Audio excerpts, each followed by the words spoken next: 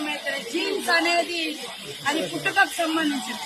అంటే ఈయన తోటి బీఆర్ఎస్ లో తెలంగాణ వస్తే కొత్త సాంప్రదాయాలు కొత్త విధానాలని చెప్పి వచ్చిన తెల్లారే టీడీపీలో ఉన్నటువంటి వాళ్ళను కాంగ్రెస్ లో ఉన్నటువంటి వాళ్ళను జైన్ చేసుకున్నప్పుడు వాళ్ళు ఏ జైన్స్ అనుకున్నావయ్యా నేను అడుగుతున్నా. 2018లో కూడా కాంగ్రెస్ పార్టీ నుంచి 13 మంది ఎమ్మెల్యేలను జైన్ చేసుకున్నావు. ఇవాళ వాళ్ళ పార్టీ నుంచి రాగానే ఇవాళ రకరకాలు మాట్లాడుతున్నారు. ఫస్ట్ నీ పార్టీలో జైన్ చేసుకున్నటువంటి వాళ్లకు ఏ జీన్స్ ఉన్నాయని నువ్వు జైన్ చేసుకున్నావు. నీకు చిత్తశుద్ధి ఉంటే ఇవాళ కోర్టులో పోయి కొట్లాడుతున్నావు కదా, మరి ఆ రోజు వెంటనే తీసుకొని మంత్రులుగా కూడా చేసారు. ఏది నీ నీతి అంటున్నా కేటీఆర్, నీ నీతి నీ రీతి ఏదయ్యా? ఆ రోజు తలసాని శ్రీనివాస్ యాదవ్ ను సవితా ఇంద్రారెడ్డిని తీసుకొని ఎమ్మెల్యేలుగా తీసుకొని అదే గవర్నర్ దగ్గర తీసుకుపోయి అత్యంత నీచంగా హేయంగా నువ్వు మంత్రి పదవులు కూడా ఇచ్చి రాజ్యాంగాన్ని ఉల్లంఘించిన నువ్వు ఇవాళ రాజ్యాంగ ధర్మాసనం కాడిపోయేటువంటి అర్హత నీకుందా? ఫస్ట్ ఇప్పటికైనా నేను సవాల్ చేస్తున్నా. మా పార్టీలోకి వచ్చినటువంటి ఎమ్మెల్యేలు నువ్వు అంటున్నావు కదా, దానికి పునాదిగా నువ్వు కొత్త రాష్ట్రంలో మొత్తం 2014లో 2018లో ఎవరున్నా కూడా పాపం సర్పంచులున్నా, ఎంపీటీసీలున్నా, జెడ్పీటీసీలున్నా, ఎమ్మెల్యేలున్నా, ఎంపీలున్నా అందరినీ భయపెట్టి బలవంతం చేసి రకరకాలుగా తీసుకొని అలాంటి మార్పిళ్లకు శ్రీకారం కొత్త తెలంగాణ చుట్టింది నువ్వు. నీకు రాజ్యాంగం మీద గౌరవం ఉంది. ఇంట్లో పోయిందంటే మరి నీ పార్టీలో ఉన్న ఒక్కరిని కూడా ఎందుకు నువ్వు రాజీనామా చేసి మళ్ళీ ఎలక్షన్కి రాలే? ఇవాళ డిమాండ్ చేస్తా ఉన్నావు. అదే కాకుండా ఇప్పటికి మీరు సవాల్ చేస్తున్నావు. మీ పార్టీలో ఇతర పార్టీ నుంచి వచ్చిన వాళ్ళు ఇప్పుడు కూడా గెలిచిన్నారు, వాళ్ళని కూడా రాజీనామా చేయించు. ఆ రోజు మా పార్టీ నుంచి వచ్చిన వాళ్ళు సబితా ఇంద్రారెడ్డి గాని, సుధీర్ రెడ్డి గాని, లేకుంటే ఇతర టీడీపీ నుంచి వచ్చిన తలసాని శ్రీనివాస్ యాదవ్ గాని, మళ్ళా ఇప్పుడు ఎమ్మెల్యేలు ఉన్నారు కదా, ఆ రోజు వాళ్ళు రాజీనామా చేయకుండా మీ పార్టీలకు వచ్చారు కదా, మీ పార్టీలకు ఈ రోజు రాజీనామా చేయించి అప్పుడు మా దాంట్లోకి వచ్చిన వాళ్ళు అడిగితే జనం హర్షిస్తారు. కానీ నీకో నీతి మందికో నీకరణం ఇది ఎవరు కూడా హర్షించరు. కాబట్టి ఆ యూట్యూబ్ పెట్టుకొని చూపించుకున్నంత మాత్రాన ఎవరు ఏదో పేడ్ ఆర్టిస్టులతో మాట్లాడిస్తే అది కాదు. కాబట్టి ప్రజలకు తెలుసు నువ్వేం మాట్లాడి, నువ్వు 10 ఏళ్ళ అధికారంలో నువ్వేం చేసినావు పబ్లిక్ తెలుసు. కాబట్టి అది మర్చిపోయి ఇతరులను ప్రశ్నించే నైతిక అర్హత నీకు లేదు.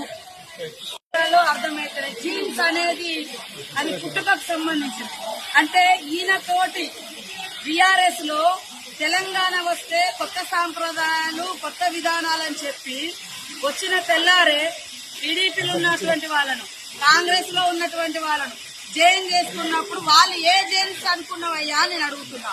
2018లో కూడా కాంగ్రెస్ పార్టీ నుంచి 13 మంది ఎమ్మెల్యేలను జైన్ చేసుకున్నావు. ఇవాళ వాళ్ళ పార్టీ నుంచి రాగానే ఇవాళ రకరకాలు మాట్లాడుతున్నారు. ఫస్ట్ నీ పార్టీలో జైన్ చేసుకున్నటువంటి వాళ్లకు ఏ జీన్స్ ఉన్నాయని నువ్వు జైన్ చేసుకున్నావు. నీకు చిత్తశుద్ధి ఉంటే ఇవాళ కోర్టులో పోయి కొట్లాడుతున్నావు కదా, మరి ఆ రోజు వెంటనే తీసుకొని మంత్రులుగా కూడా చేసారు. ఏది నీ నీతి అంటున్నా కేటీఆర్, నీ నీతి నీ రీతి ఏదయ్యా?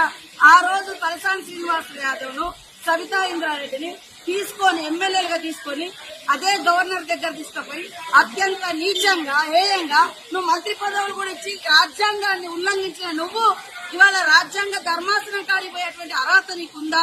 ఫస్ట్ ఇప్పటికైనా నేను సవాల్ చేస్తున్నా.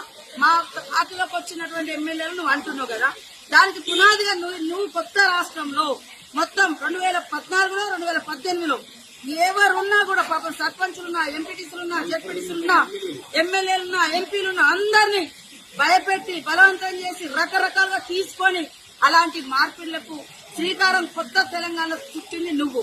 నీకు రాజ్యాంగం మీద గౌరవం ఉంది. ఇంట్లో పోయిందంటే మరి నీ పార్టీలో ఉన్న ఒక్కరిని కూడా ఎందుకు నువ్వు రాజీనామా చేసి మళ్ళీ ఎలక్షన్కి రాలే? ఇవాళ డిమాండ్ చేస్తా ఉన్నావు. అదే కాకుండా ఇప్పటికి మీరు సవాల్ చేస్తున్నావు. మీ పార్టీలో ఇతర పార్టీ నుంచి వచ్చిన వాళ్ళు ఇప్పుడు కూడా గెలిచిన్నారు, వాళ్ళని కూడా రాజీనామా చేయించు.